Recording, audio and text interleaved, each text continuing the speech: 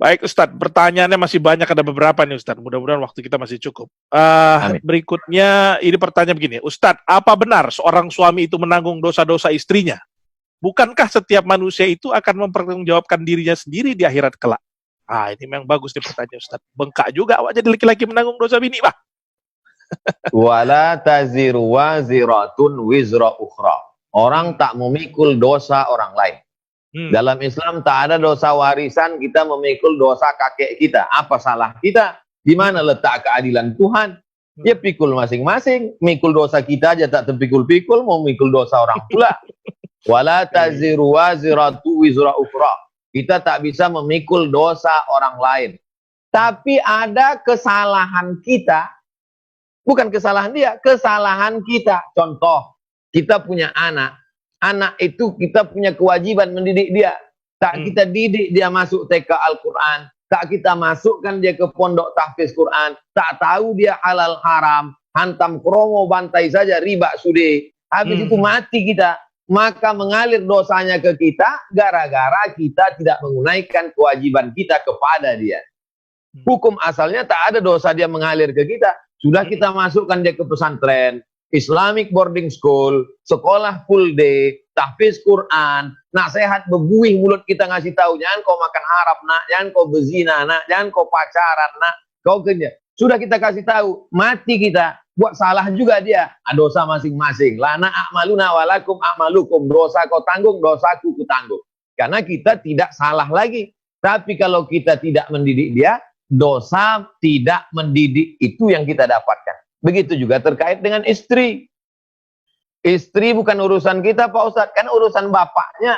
Setelah kau akad nikah, berpindahlah. Itu makanya calon mertuamu itu kan dipegangnya tuan tanganmu itu tuh. Hai Fulan, ya Pak. Itu gue pikir Pak sembarangan aja tuh dia pegang. Itu dia tanya, hai Fulan, supaya kita sadar, nih mau berpindah nih, mau transfer ini. Jangan bayangkan transfer kos-kosan sama mobilnya, bukan. Yang mau kita pindah itu adalah tanggung jawabnya. Makanya sejak saat itu kau sebagai laki-laki pemuda, sebelumnya sholatmu saja yang kau pentingkan. Sebelumnya asal tertutup pusatmu sama lututmu selesai. Tapi setelah ada satu gerbong di belakangmu, maka sejak itu kau punya tanggung jawab. Mana bunyi hadisnya? Kullukum ra'in, setiap kamu adalah pemimpin, wa kullukum mas'ulun ar-ra'iyatih. Kau akan ditanya tentang segala yang dilakukan oleh orang yang di bawah kuasamu. Tentang roknya kenapa pendek, kenapa tak menutup aurat, kenapa lipstiknya 2 inci, kenapa dia keluar rumah bercerita kadang beli kangkung 1 ikat bicaranya sampai 1,5 jam. Kenapa dia ikut arisan riba, kenapa begini, kenapa begini. Oleh sebab itu maka laki-laki ini mesti dia ikut kursus perkahwinan kata orang Malaysia supaya tahu apa kewajiban dia. Laki-laki itu dikasih harta warisan banyak bukan karena Islam diskriminatif pada perempuan, karena laki-laki memberi mahar, laki-laki menanggung biaya nikah, laki-laki bertanggung jawab 2 kali lipat. Ar-rijalu qawwamuna 'alan nisa. Itulah maka laki-laki diberikan warisan banyak supaya dia berwibawa, supaya dia dihormati, supaya dia disegani. Oleh sebab itu maka laki-laki 5 tanggung jawabnya. Mengasih makan, memberi pakaian, tempat tinggal, pendidikan, perhatian. Tapi jangan gara-gara ini laki-laki ini jadi takut. Ini banyak laki-laki sekarang takut jadi laki-laki, jadi bencong semua. Nauzubillah. Oleh sebab itu kita didik saja dia menjadi laki-laki yang bertanggung jawab. Demikian akhi. Baik Ustaz, jadi sekali lagi tidak ada tanggung jawab kita lagi kalau sudah kita nasihati, sudah kita sampaikan, sudah kita didik, kalau dia masih salah juga, dosa dia, gitu ya. Tapi kalau mau lepas tanggung jawab nampaknya. Enggak, kalau sudah kita didik, jangan. Bukan mau lepas Ustaz. Pokoknya kita didik aja. Ditekankan bahwa kami sudah mendidik kalian, panjangkan jilbab, ikut pengajian, jelaskan begini, biar jangan apa kali kalian. Gitu. Jangan apa kali, Mbak, nampak apanya itu sikit ya kan Ustaz.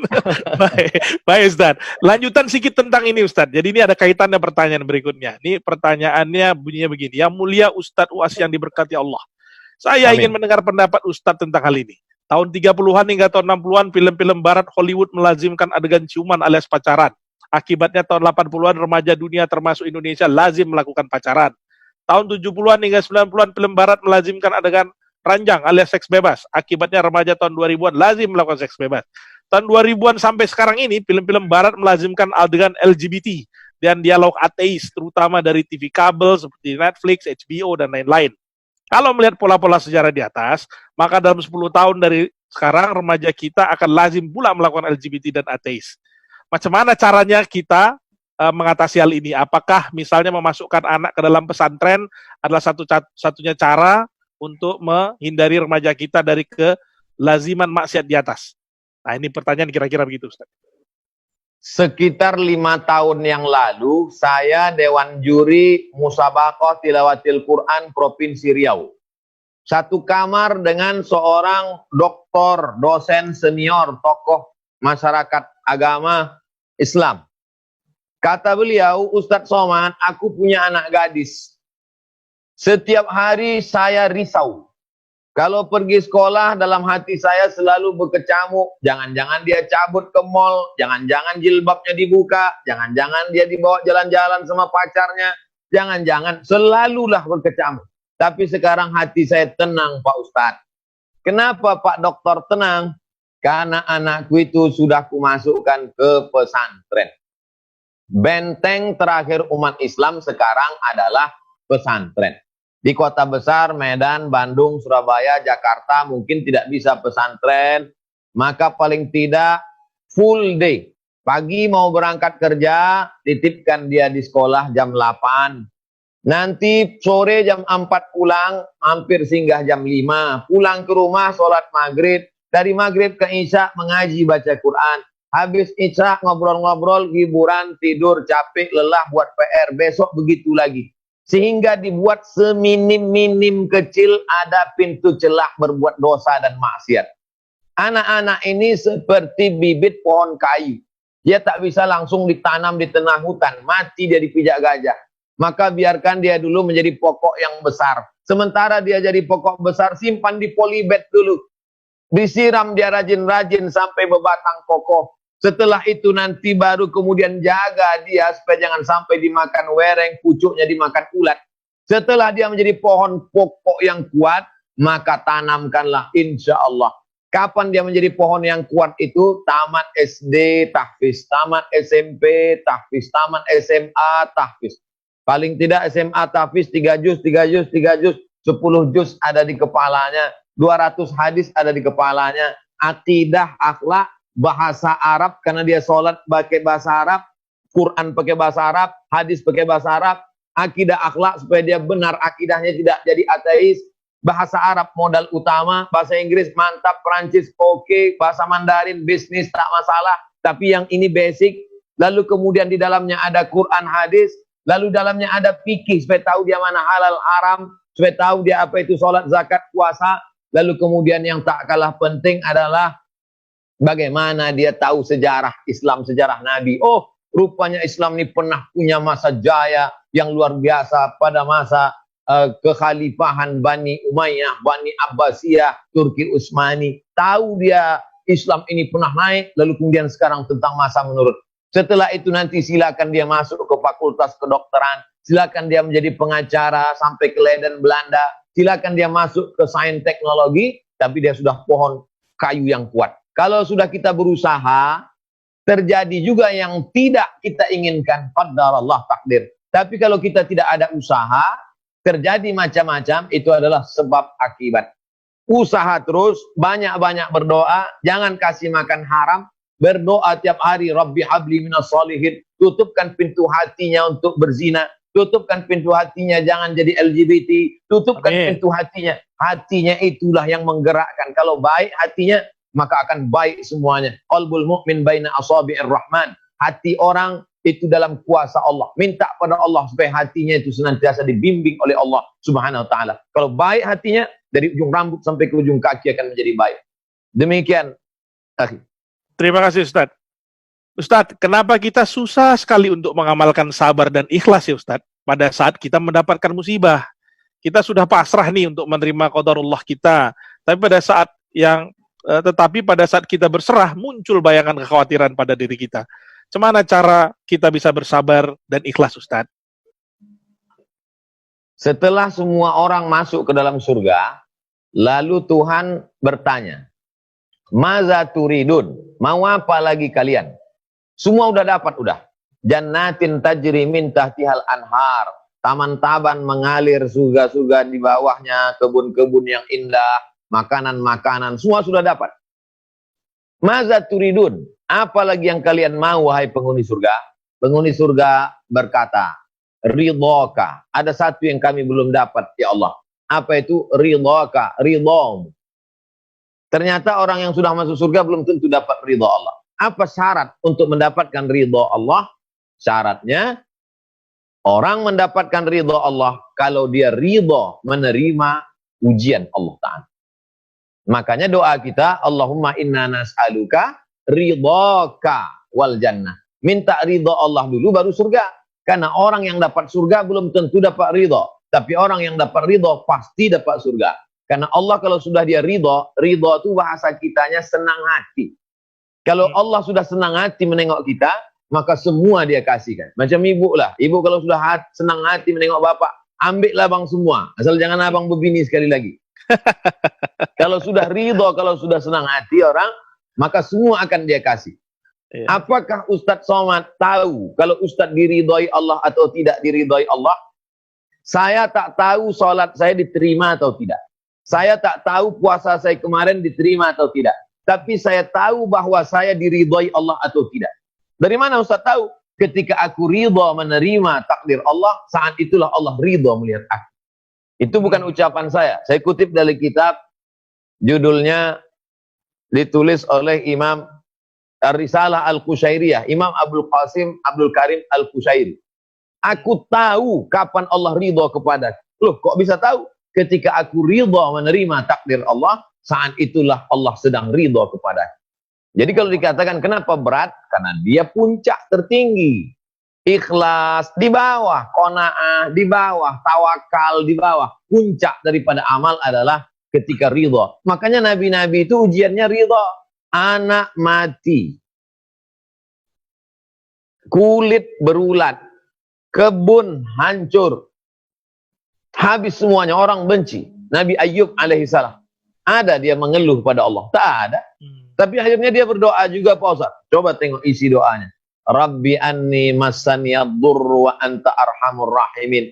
Ya Allah, aku kena penyakit, Engkau maha penyayang. Itu aja. Tak ada dia bilang, kok parah kali lah penyakitku ini, kok beginilah, rupanya apa kalilah amalku ini. Tak ada dia bilang.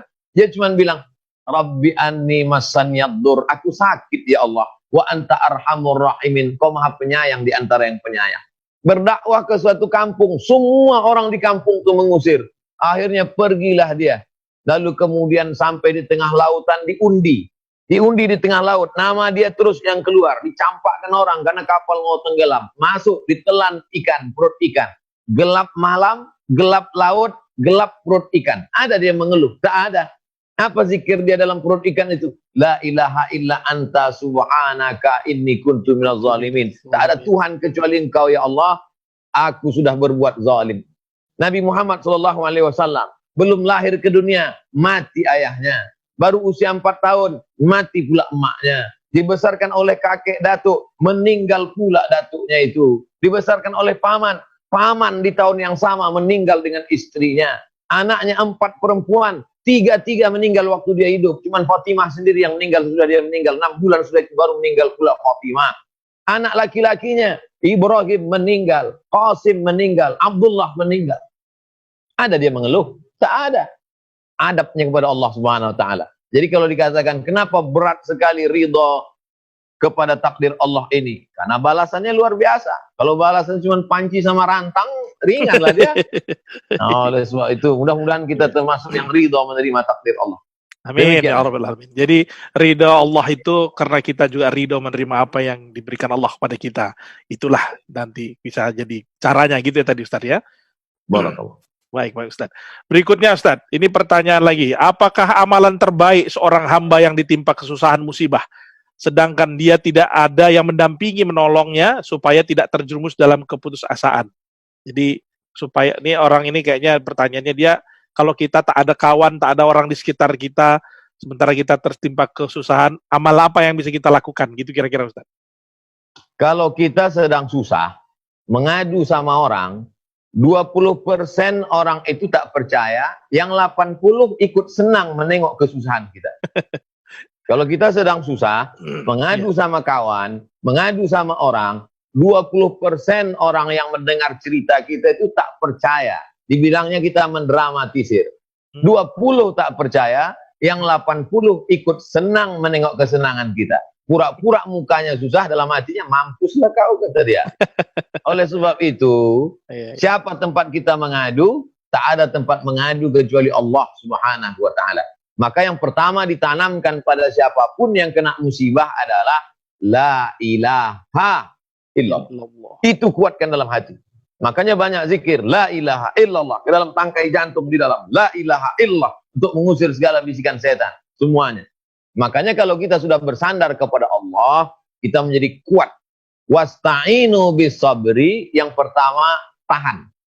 Tahan tangan, jangan sampai memukul-mukul pipi, merobek-robek baju, menarik-narik rambut, mencakar-cakar dinding. Yang kedua, tahan lidah, jangan sampai mencaci maki, sumpah serapah. Tahan hati, jangan sampai memaki-maki Tuhan di dalam. Setelah bisa ditahan, tahan itu bahasa Arabnya sabar. Yang kedua baru sholah. Bis sholah, melaksanakan sholat. Sholatnya kalau waktu pagi, sholat duha. Kalau kebetulan malam mau tidur, sholat witir. Tahajud. Tak bisa bangun tengah malam menjelang subuh, jam 4 pun di Medan masih ada waktu subuh. Di Jakarta jam 4 pun masih ada. Jam 4:30 udah mau azan subuh, kira-kira 15 menit pun masih bisa sholat tahajud. Perbanyaklah sujud di situ. Minta kepada Allah, dilapangkan Allah hati. Pertama, jangan sendirian, jangan merasa sendiri, tapi ada sama Allah. Yang kedua, banyak-banyak sholat sunat. Yang ketiga, banyak-banyak zikir. Saya tidak memilihkan zikir khusus. Ada orang zikirnya nyaman, astaghfirullah. Ada orang zikirnya subhanallah bihamdihi, subhanallahil azim. Ada orang zikirnya Allahumma sholli ala sayyidina Muhammad. Terserah. Ada orang zikirnya baca Quran. Terserah. Orang yang sibuk berzikir mengingat aku, sampai dia lupa berdoa kepada aku, maka kuberikan dia lebih baik daripada yang kuberikan pada orang yang berdoa. Allah. Man syaghalahu zikri, siapa yang sibuk berzikir mengingat aku, sampai dia lupa meminta kepada aku, maka kuberikan dia lebih baik daripada yang kuberikan kepada orang yang berdoa. Ada orang asik aja berdoa, tapi tak pernah berzikir. Ini hambaku, sibuk berzikir mengingat aku, sampai lupa dia berdoa. Kuberikan dia lebih baik daripada yang kuberikan kepada orang yang berdoa. Yang namanya hidup ini tak pernah orang lepas daripada ujian.